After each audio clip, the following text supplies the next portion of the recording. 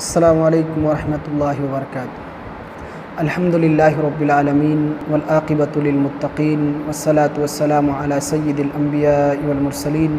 ومن تبعهم بإحسان الى یوم الدین، اما بعد فاعوذ باللہ من الشیطان الرجیم، بسم اللہ الرحمن الرحیم۔ ان اللہ یبسط الرزق لمن یشاء من عبادہ ویقدر لہ۔ ناظرین کرام، آپ سب کا استقبال ہے ہمارے یوٹیوب چینل پیام محمدی میں۔ ہماری آج کی نشست 21ویں پارے کے منتخب آیات کی مختصر تفسیر کے سلسلے میں ہے۔ 21واں پارہ 5 حصوں پر مشتمل ہے۔ سب سے پہلی بات اس پارے کے اندر یہ ہے کہ نماز بے حیائیوں سے، برائیوں سے روکتی ہے۔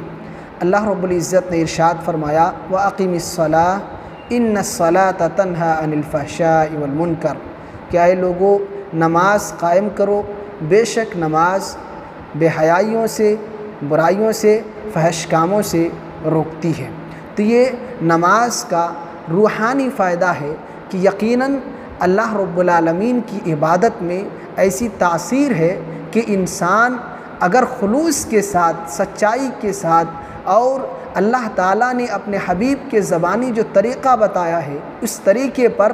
اگر ہمیشہ نماز ادا کرتا ہے تو انسان برائیوں سے، فحش کاموں سے اور تمام قسم کی غلطیوں سے اپنے آپ کو بچا سکتا ہے۔ اس کو آپ یوں سمجھیں جیسے کہ دوائیاں ہوتی ہیں۔ ہم اور آپ دوائیوں کے بارے میں سنتے اور جانتے ہیں کہ فلاں دوائی فلاں بیماری کے لیے علاج کی حیثیت رکھتی ہے، کہ فلاں بھی دوائی سے فلاں بیماری ٹھیک ہو جاتی ہے۔ لیکن ہم یہ بھی جانتے ہیں کہ کسی بھی دوائی کے بارے میں جب ہمیں یہ بتایا جاتا ہے کہ یہ فلاں کا علاج ہے تو ساتھ ہی ساتھ 2 باتوں کا خیال رکھنا ضروری ہوتا ہے۔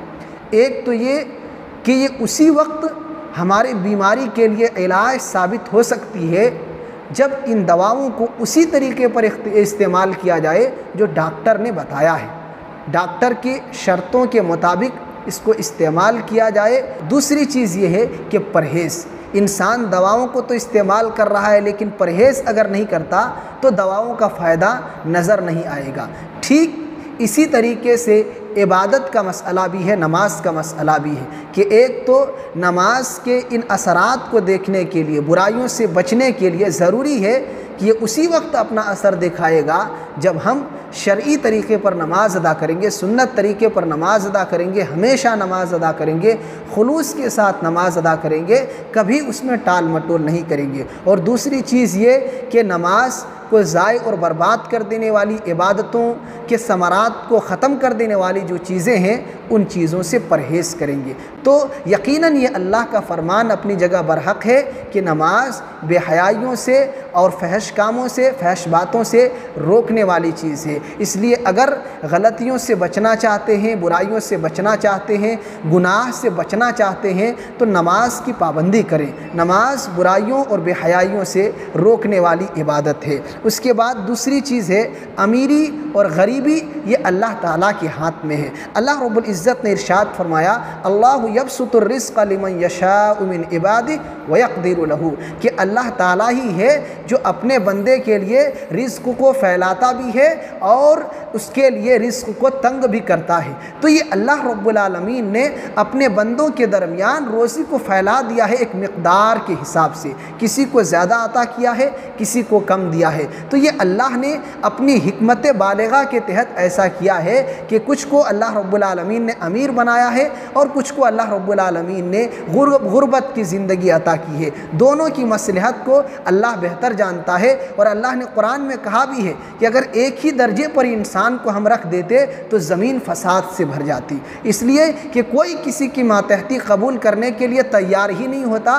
کسی کے کام کرنے کے لیے تیار ہی نہیں ہوتا۔ جب سب کے پاس دولت ہوتی تو تعاون کا جو ہم اور آپ جذبہ کعبہ دیکھ رہے ہیں، یہ سب ختم ہو جاتا، کیونکہ کسی کو دوسرے کی ضرورت نہیں ہوتی، اور اگر ہوتی بھی تو مدد کرنے والے تیار نہیں ہوتے۔ تو اللہ تعالیٰ نے دو طرح کے اپنے بندوں کو رکھا ہے، کسی کو امیر بنایا ہے، کسی کو غریب بنایا ہے۔ جس کو اللہ نے دولت دیا ہے، غرور کرنے کی ضرورت نہیں ہے، جب اللہ دے سکتا ہے تو لے بھی سکتا ہے، چھین بھی سکتا ہے، لہذا تواضع وہ اختیار کرے۔ اور جو غریب ہیں ان کو جزا فضا کرنے کی ضرورت نہیں ہے، یہ سب فیصلے اللہ کے ہاتھ میں ہے، وہی ہمارے لیے جو بہتر سمجھتا ہے وہ فیصلہ کرتا ہے۔ اس لیے قناعت اختیار کریں، صبر کے دامن کو تھامے رکھیں، اور اللہ نے جو کچھ بھی دیا ہے اسی پر اللہ رب العالمین کا شکر ادا کریں۔ ایک شاعر نے بڑی بہترین بات کہی ہے، شاعر کہتا ہے، کوئی شاہ کوئی امیر ہے، کوئی شاہ کوئی امیر ہے، کوئی بے نوا فقیر ہے،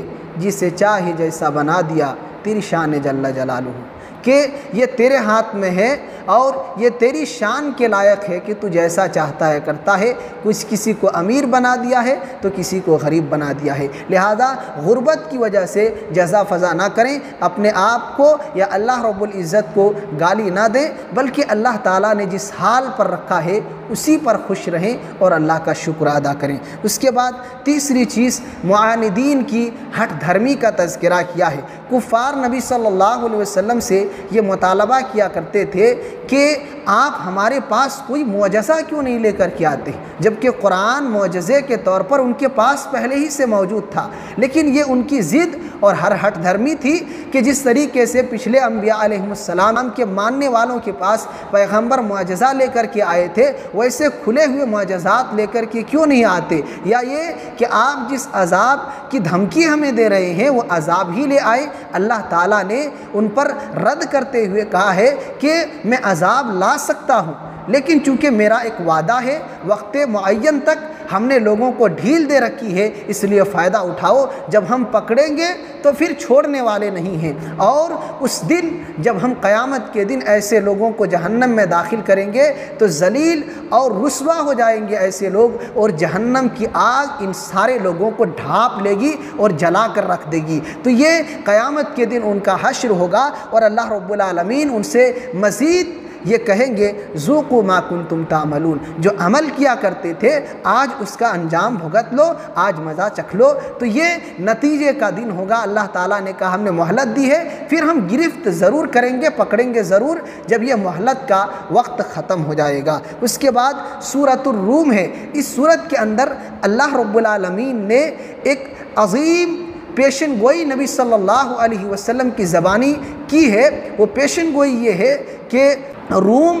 اور اس کے علاوہ ایران، یہ نبی صلی اللہ علیہ وسلم کے دور میں دو سب سے بڑی طاقتیں تھیں۔ روم کی جو طاقت تھی، یہاں عیسائی بستے تھے، اور ایران میں جو رہنے والے تھے وہ مجوسی آگ کے پرستار تھے، آگ کے پجاری تھے۔ مکہ کے کافرین یہ ایران کے مجوسیوں سے محبت کرتے تھے، ان کو پسند کرتے تھے، کیونکہ کفر میں ایک تھے، اور مسلمان چونکہ پچھلے امتیں جو تھیں وہ اہل کتاب یہود و نصارہ، تو یہ عیسائی لوگ تھے، مسلمان رومیوں کو پسند کرتے تھے۔ تو اللہ تعالیٰ نے نبی صلی اللہ علیہ وسلم کی بعثت کے چند سال بعد رومیوں کو مغلوب کر دیا، رومیوں کے اوپر ایرانی طاقت غالب آ گئی، کفار خوش ہوئے اس میں اور مومنوں کو غم ہوا۔ تو اللہ تعالیٰ نے آیت نازل کی کہ عنقریب چند سالوں میں یہ رومی طاقت پھر غالب آ جائے گی اور ایران مغلوب ہو جائیں گے۔ اللہ کے نبی صلی اللہ علیہ وسلم نے قرآن کے ذریعہ جو پیشن گوئی فرمائی تھی بظاہر ناممکن نظر آ رہا تھا، لیکن صحابہ کرام ایمان رکھتے تھے،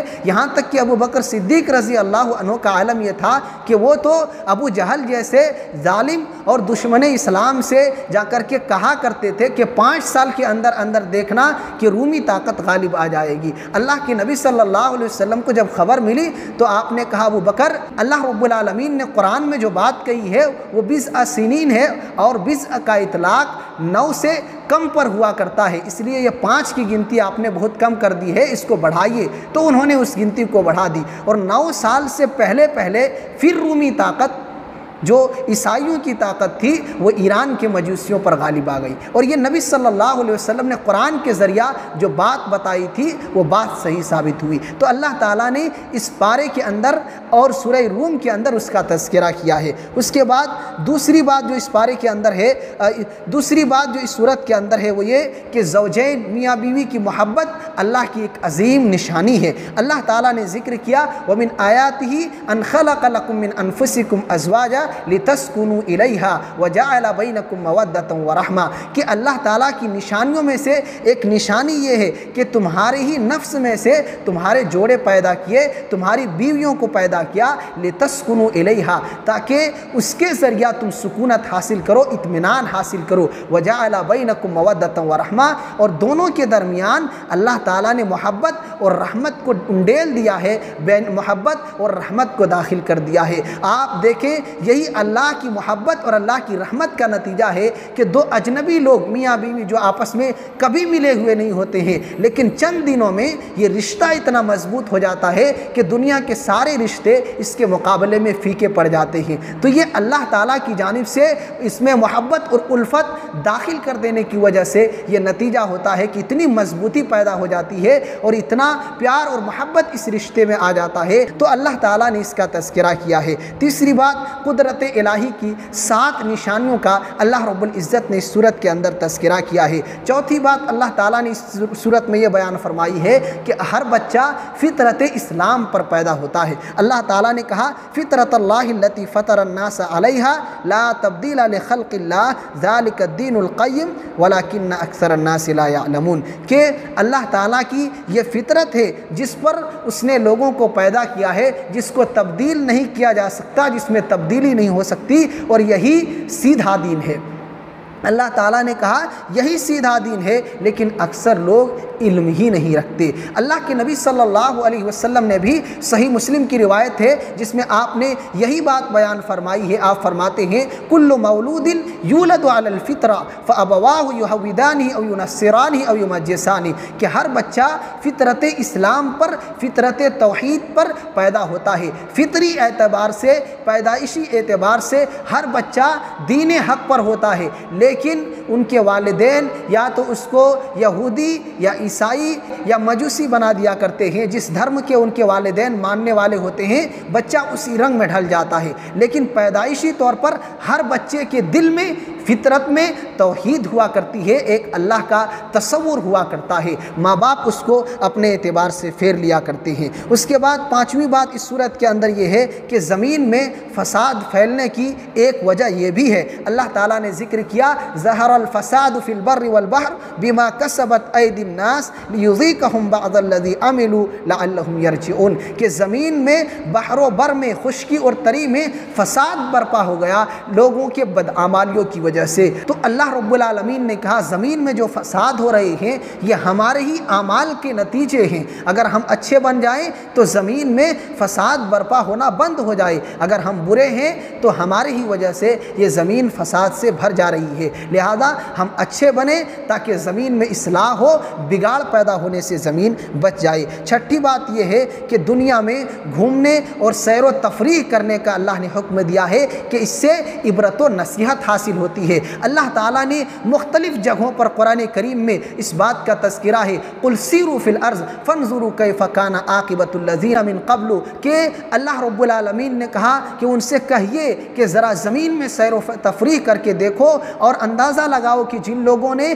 ہمارے پیغمبروں کی تکذیب کی تھی ان کا کیا انجام ہوا تھا۔ تو اس سے عبرت حاصل ہوتی ہے جب دنیا کو دیکھتے ہیں اور ان میں بسنے والی سابقہ قوموں کو اور وہاں کے ظالم لوگوں کو جب ہم پڑھتے ہیں، سمجھتے ہیں تو اندازہ ہوتا ہے کہ اللہ تعالیٰ کی کتنی عظیم طاقت ہے، اور جو لوگ اس کی زمین میں فساد پھیلاتے ہیں، فتنہ پھیلاتے ہیں، اللہ تعالیٰ ہمیشہ کے لیے ایسے ظالموں کو نشان عبرت بنا دیتا ہے۔ تو زمین میں گھومنے سے، سیر و تفریح کرنے سے بھی اللہ تعالیٰ کی کمال قدرت کی دلیلیں نظر آتی ہیں۔ اس کے بعد 7ویں بات جو اس صورت کے اندر ہے وہ یہ کہ اللہ تعالیٰ نے انسان کی زندگی کے 3 مراحل کا تذکرہ کیا ہے کہ انسان پہلے جب بچہ ہوتا ہے تو کمزور ہوتا ہے، دوسروں کا محتاج ہوتا ہے، کچھ بھی طاقت اس کے پاس نہیں ہوتی، جیسا ماں باپ چاہتے ہیں ویسا ہی اس بچے کی تربیت کرتے ہیں، بناتے ہیں، سنوارتے ہیں اور اس کو ہر اعتبار سے محنت کر کے مضبوط بناتے ہیں۔ جب جوانی کی دہلیز میں قدم رکھتا ہے، دوسرا مرحلہ یہ ہے جب انسان ہر اعتبار سے قوت و طاقت کے لحاظ سے مضبوط ہوتا ہے، خون تازہ ہوا کرتے ہیں، ہر کام کو کرنے کی طاقت ہوا کرتی ہے اور جوش اور جذبہ بھی ہوتا ہے، خون تازے ہوا کرتے ہیں۔ تو یہ جوانی کا دور ہوتا ہے جو قوت و طاقت کا دور ہوتا ہے۔ اس کے بعد پھر تیسرا دور آتا ہے جو بڑھاپا کو دور کہلاتا ہے۔ اس میں انسان پھر واپس کمزوری کی طرف لوٹتے ہوئے چلا جاتا ہے اور ان کی طاقتیں کمزور ہو جاتی ہیں، ان کی طاقتیں ختم ہونے لگتی ہیں، ہڈیاں کمزور ہو جاتی ہیں، جسم کمزور ہو جایا کرتے ہیں اور انسان دوسروں کا محتاج ہو جانے لگتا ہے۔ تو یہ انسان کی زندگی کے 3 مراحل کا تذکرہ اللہ نے کیا ہے اور یہ تینوں مراحل اتنی تیزی کے ساتھ گزر جاتے ہیں کہ انسان کو احساس تک نہیں ہوتا، وہ سوچتے رہ جاتا ہے اور زندگی کی یہ سارے ادوار دیکھتے ہی دیکھتے گزر جاتے ہیں۔ ایک شاعر نے بڑی بہترین بات کہی ہے کہ انسان کی زندگی انتہائی مختصر ہے۔ شاعر کہتا ہے بڑی ہی مختصر تاریخ دور زندگانی ہے، بڑی ہی مختصر تاریخ دور زندگانی ہے، کسی کی گود میں آنا کسی کے دوش پہنچانا۔ یہ انسان کی زندگی کی پوری تاریخ ہے کہ انسان ماں کے گود میں آتا ہے اور بچپنا گزرتا ہے، جوانی گزرتی ہے، بڑھاپا آتا ہے اور دیکھتے ہی دیکھتے اس کی موت واقع ہو جاتی ہے اور دوسروں کے سہارے، دوسروں کے کندھوں پر سوار ہو کر قبر تک پہنچ جاتا ہے۔ یہ مختصر تاریخ ہے، اگر غور کریں گے بیچ کے ایام کہاں گزر جاتے ہیں انسان کو پتہ تک نہیں چلتا۔ لہذا اللہ تعالیٰ نے جو زندگی دی ہے اس کا صحیح استعمال کریں اور اچھے کاموں میں لگائیں اور اس کو مفید بنائیں کہ یہ زندگی دوبارہ نہیں مل سکتی۔ سورہ لقمان ہے، اس میں اللہ تعالیٰ نے کچھ ایسے لوگوں کا تذکرہ کیا ہے جو برائی کو خریدتے ہیں۔ اللہ رب العزت نے ارشاد فرمایا وَمِنَ النَّاسِ مَن يَشْتَرِي لَهْوَ الْحَدِيثِ لِيُضِلَّ عَن سَبِيلِ اللَّهِ بِغَيْرِ عِلْمٍ، کہ بعض ایسے لوگ ہیں جو لہو الحدیث کو خریدتے ہیں تاکہ بغیر علم کے لوگوں کو گمراہ کیا جا سکے۔ لہو الحدیث سے مراد مفسرین نے لکھا ہے کہ گانا بجانا ہے، آلات موسیقی ہیں، ایسے ہی ہر وہ چیز ہے جو اللہ کی عبادت سے، اس کے ذکر سے اور اس کی بڑائی سے انسان کو غافل کر دے۔ آج لوگ دیکھیں برائیوں کو کتنے شوق سے خریدتے ہیں اور کتنی دلچسپی کے ساتھ برائیوں میں سبقت کرتے ہیں، تو یہ بہت بڑے ہلاکت والے لوگ ہیں۔ اللہ تعالیٰ نے ایسے لوگوں کے بارے میں کہا اولئک لہم عذاب مہین، یہ ایسے لوگ ہیں جن کو رسوا کن عذاب دیا جائے گا، ایسے عذاب سے دوچار کریں گے جو عذاب ان کو ذلیل و خوار کر کے رکھ دینے والی ہے۔ اس کے بعد اللہ رب العالمین نے اس سورت کے اندر حضرت لقمان علیہ السلام کے اپنے بیٹوں کو جو 5 نصیحت انہوں نے کی ہے اس کا تذکرہ کیا ہے۔ سب سے پہلی نصیحت جو اپنے بیٹے کو انہوں نے کی تھی وہ یہ یا بنیا لا تشرک باللہ ان الشرک لظلم عظیم، کہ اے میرے بیٹے شرک نہ کرنا کہ یہ شرک سب سے بڑا گناہ ہے، سب سے بڑا ظلم ہے۔ تو ہمیں اور آپ کو بھی چاہیے کہ اپنی اولاد کو سب سے بڑی جو نصیحت کریں وہ اسی بات کی کہ شرک سے اپنے دامن کو پاک و صاف رکھیں۔ دوسری نصیحت انہوں نے یہ کی ہے کہ اللہ تعالیٰ ہر چھوٹی بڑی چیز کو قیامت کے دن حاضر کرے گا۔ کائنات میں ہم بستے ہیں، ساری چیزوں کو اللہ رب العالمین قیامت کے دن دوبارہ زندہ کرے گا، پیدا کرے گا اور وہ ہر چیز کے اوپر قادر ہے۔ تو یہ کہہ کر کے ہمیں یہ یاد دہانی کی گئی ہے کہ ہمیں بھی اللہ تعالیٰ جمع کریں گے، اس لیے ہمیں بھی اس دن جواب دہی کے لیے تیار ہونا چاہیے اور اس کے لیے اچھے اعمال کو تیار کر کے رکھنا چاہیے۔ تیسری جو نصیحت کی وہ یہ کہ نماز کی پابندی کریں، امر بالمعروف اور نہی عن المنکر کا فریضہ انجام دیں اور صبر کو لازم پکڑیں۔ اور چوتھی نصیحت یہ کی ہے کہ عاجزی اختیار کریں، تکبر نہ کریں، کہ کبر اور غرور کو اللہ پسند نہیں کرتا ہے۔ یہ کبریائی اور بڑائی صرف اللہ تعالیٰ کی شان ہے، دوسرے کے لیے اللہ رب العالمین اسے پسند نہیں کرتا۔ پانچویں بات، معتدل چلو اور مناسب آواز میں بات کرو اور اکڑ اکڑ کر کے غرور کے ساتھ نہ چلا کرو۔ اس کے بعد آخری بات جو سورہ لقمان میں اللہ نے بیان کی ہے وہ یہ کہ 5 چیزیں ایسی ہیں جن کا علم اللہ کے سوا کسی کے پاس نہیں ہے۔ اللہ تعالیٰ نے ذکر کیا ان اللہ عنده علم الساعہ، قیامت کا علم صرف اور صرف اللہ تعالیٰ کے پاس ہے۔ کوئی نہیں جانتا کہ قیامت کب آنے والی ہے اور اس کا آخری دن کون سا دن ہونے والا ہے اور کب قیامت واقع ہوگی، یہ اللہ رب العزت نے پوشیدہ رکھا ہے، کسی کو اس کا علم نہیں دیا ہے۔ دوسری چیز وَيُنَزِّلُ الْغَيْثَ، بارش کب نازل ہونے والی ہے، کہاں نازل ہونے والی ہے، کتنی مقدار میں نازل ہونے والی ہے، یہ سب اللہ تعالیٰ کو معلوم ہے، دوسرے کسی کو اس کا علم نہیں ہے کہ اللہ تعالیٰ کب بارش نازل کریں گے، کہاں نازل کریں گے اور کتنا نازل کریں گے۔ تیسری چیز وَيَعْلَمُ مَا فِي الْأَرْحَامِ، رحم مادر میں، ماں کے پیٹ میں کیا ہے اللہ رب العالمین ہی جانتا ہے۔ آج جدید ٹیکنالوجی کے ذریعہ بعض چیزیں معلوم کر لی جاتی ہیں ماں کے پیٹ کے اندر، لیکن یہاں ماں کا استعمال کیا گیا ہے کہ جو کچھ بھی ماں کے پیٹ میں ہے، چاہے غذا ہو، چاہے اور چیزیں ہوں، اور اولاد ہو، چاہے وہ اولاد تام الخلقت ہو یا ناقص الخلقت ہو، ان ساری چیزوں کا مکمل علم اگر کسی کے پاس ہے تو وہ اللہ تعالیٰ کی ذات ہے، اور اسی کے پاس ان ساری چیزوں کا علم ہے۔ دوسرے کے پاس رحم مادر کی پوری جانکاری نہیں ہوا کرتی ہے، وہ چاہے جتنی کوشش کرے تھوڑی بہت معلومات ہوتی ہیں، اور وہ بھی ان کی معلومات بہت سے دفعہ غلط ثابت ہو جایا کرتے ہیں۔ چوتھی چیز وما تدری نفس ماذا تکسب غدا، کوئی انسان نہیں جانتا کل کیا کمائے گا۔ ہم سب محنت کرتے ہیں، کاروبار میں لگے ہوئے ہیں، لیکن مکمل طور پر ہم نہیں جانتے کہ کل اتنا ہی ہم کمائیں گے اور اتنا ہی ہماری روزی ہونے والی ہے۔ یہ علم بھی اللہ تعالیٰ کے پاس سے وہی جانتا ہے کہ ہم آئندہ کل کتنا کمانے والے ہیں اور کیا خرچ کرنے والے ہیں۔ اس کے بعد پانچویں چیز ہے وما تدری نفس بأی ارض تموت، اور کوئی انسان نہیں جانتا کہ اس کی موت کہاں واقع ہونے والی ہے۔ زندگی اللہ نے دی ہے، ہم جی رہے ہیں، اب کس سرزمین میں کہاں ہماری زندگی کا آخری وقت گزرے گا، کون سی جگہ ہوگی جہاں ہماری موت واقع ہوگی، کوئی نہیں جانتا، یہ اللہ تعالیٰ ہی جانتا ہے۔ اس کے بعد سورۃ السجدہ ہے، اس سورت کے بارے میں اللہ کے نبی صلی اللہ علیہ وسلم کی حدیث ہے کہ نبی صلی اللہ علیہ وسلم جمعہ کے دن فجر کی نماز کی پہلی رکعت میں سورۃ السجدہ کی تلاوت کیا کرتے تھے اور دوسری رکعت میں سورۃ الدہر کی تلاوت کیا کرتے تھے۔ دوسری بات، قیامت کے دن مجرموں کی تمنا جو ہوگی، اللہ رب العالمین نے اس کا تذکرہ کیا کہ جب آپ قیامت کے دن مجرموں کو دیکھیں گے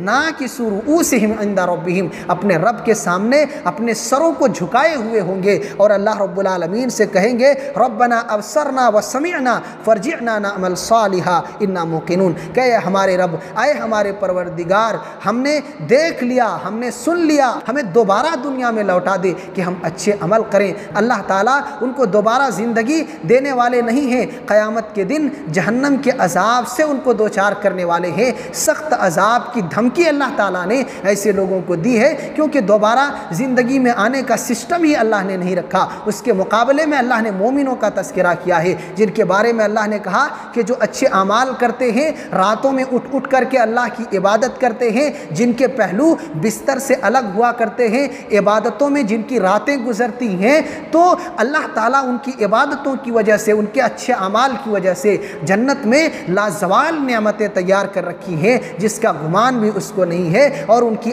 آنکھوں کو، ان کے دلوں کو اللہ تعالیٰ ان نعمتوں کے ذریعہ ٹھنڈک پہنچائے گا۔ تو یہ مومنوں کی نعمتوں کا تذکرہ ہے، اور کافروں کے عذاب کا بھی ذکر اللہ تعالیٰ نے اس سورت کے اندر کیا ہے۔ اس کے بعد سورۃ الاحزاب ہے، 3 غلط عقیدے جو کافروں میں پائے جا رہے تھے، اللہ تعالیٰ نے ان تینوں غلط عقیدوں کی تردید کی ہے۔ پہلا عقیدہ یہ تھا کہ ان میں سے بعض لوگ جو کفار تھے، ان میں سے بعض لوگوں کا یہ کہنا تھا کہ ہمارے سینوں میں 2 دل ہیں۔ اللہ تعالیٰ نے تردید کی کہ نہیں، ہر ایک کے سینے میں ایک ہی دل ہے، اب اس دل میں یا تو ایمان رہے گا یا کفر کا بسیرا اس دل کے اندر ہوگا، دل ایک ہی ہے اور اس میں ایک ہی چیز رہ سکتی ہے۔ اس کے بعد دوسرے جو عقیدے تھے وہ یہ کہ زہار کا مسئلہ اللہ تعالیٰ نے بیان کیا ہے۔ اللہ تعالیٰ نے کہا کہ جو تمہاری بیویاں ہیں تمہارے ان کو ماں بنا لینے سے وہ ماں نہیں بن جاتی، وہ بیویاں ہی رہیں گی، البتہ تمہاری اس غلطی کی وجہ سے تمہیں کفارہ ادا کرنا پڑے گا، جس کی تفصیلات انشاءاللہ ہم سورۃ المجادلہ کے اندر ذکر کریں گے۔ تیسرے غلط عقیدے کی تردید یہ کی کہ کفار میں یہ چیز رواج پا چکی تھی کہ وہ دوسرے کے بیٹوں کو اپنا بیٹا بنایا کرتے تھے۔ اسلام میں بھی نبی صلی اللہ علیہ وسلم نے ایک صحابی کو اپنا بیٹا بنایا تھا۔ جب یہ آیتیں نازل ہوئیں تو پھر اللہ تعالیٰ نے اس کے صحیح احکامات کا تذکرہ کیا کہ حقیقی بیٹے کی طرح یہ شرعی احکام کے مکلف نہیں ہو سکتے ہیں، یہ آپ کے حقیقی بیٹے نہیں ہو سکتے ہیں جو منہ بولا بیٹے لوگ بنایا کرتے ہیں، یہ حقیقی بیٹے کے درجے اور قائم مقام میں ہو ہی نہیں سکتے۔ اس کے بعد اللہ رب العزت نے نبی اقدس صلی اللہ علیہ وسلم کو ہمارے لیے اسوہ اور آئیڈیل قرار دیا ہے۔ آپ کے اقوال، آپ کے افعال، آپ کے احوال پوری دنیا والوں کے لیے آئیڈیل اور نمونہ ہے۔ اللہ تعالیٰ نے کہا لَقَدْ كَانَ لَكُمْ فِي رَسُولِ اللَّهِ أُسْوَةٌ حَسَنَةٌ، کہ اے لوگو رسول اکرم کی زندگی تمہارے لیے بہترین نمونہ موجود ہے۔ ہم آپ صلی اللہ علیہ وسلم کے طریقے پر، آپ کے منہج پر، آپ کے اخلاق، کردار، اقوال اور اعمال کو سامنے رکھتے ہوئے اگر زندگی بسر کریں تو دنیا اور آخرت کی سعادتوں سے مالا مال ہو سکتے ہیں۔ آخری بات جو سورۃ الاحزاب کے اندر ذکر کی گئی ہے، احزاب گروہ اور جماعت کو کہتے ہیں۔ یہ نام اس لیے پڑا ہے کہ سن 5 ہجری کے اندر عرب کی تقریباً ساری طاقتیں مسلمانوں کی بے کنی کے لیے، مسلمانوں کے خاتمے کے لیے جمع ہو چکی تھیں، مدینہ پر چڑھائی کر چکی تھی۔ یہ ساری طاقتیں مل کر مسلمانوں کو ختم کرنا چاہتی تھیں، لیکن صحابہ کرام بھی بڑے ہمت اور جواں مردی کے ساتھ اور بڑی حکمت کے ساتھ مقابلہ کرتے ہیں، بڑے بڑے خندق کھود کر کے، جن کی ساری تفصیلات ہم نے سیرت النبی کا جو ہمارا سلسلہ ہے اس میں ذکر کیا ہے، آپ تفصیلات وہاں دیکھ سکتے ہیں۔ المہم 5 ہجری کے اس غزوے کا تذکرہ اور اس میں اللہ تعالیٰ کی جانب سے جو مدد نازل ہوئی تھی اس کا تذکرہ کہ اللہ تعالیٰ نے فرشتوں کو نازل کیا اور ان لوگوں کو اس میدان سے ہٹانے کے لیے اللہ تعالیٰ نے تیز و تند آندھیاں بھیج دی۔ تو یہ غزوہ خندق یا احزاب سن 5 ہجری کا تذکرہ بھی اس صورت کے اندر کیا گیا ہے۔ ایسے ہی اس کے فوراً بعد سن 5 ہجری کے اندر ہی غزوہ بنو قریظہ پیش آیا تھا، اس کا بھی تذکرہ اللہ رب العالمین نے اس پارے کے اندر کیا ہے۔ اور اس کے علاوہ اور بھی کئی باتیں ہیں، مختصر یہ کہ قرآن کریم ہمارے لیے دستور ہدایت ہے، اس میں ہمارے اور آپ کے لیے نجات کے سامان موجود ہیں، لہذا ہم قرآن کو پڑھیں، سمجھیں، اس پر عمل کریں اور اس کی دعوت کو عام کریں۔ اللہ تعالی ہم سب کو قرآن کریم کی تلاوت کرنے، اس کو صحیح طور پر سمجھنے، اس پر عمل کرنے اور اس کی دعوت کو عام کرنے کی توفیق دے، آمین۔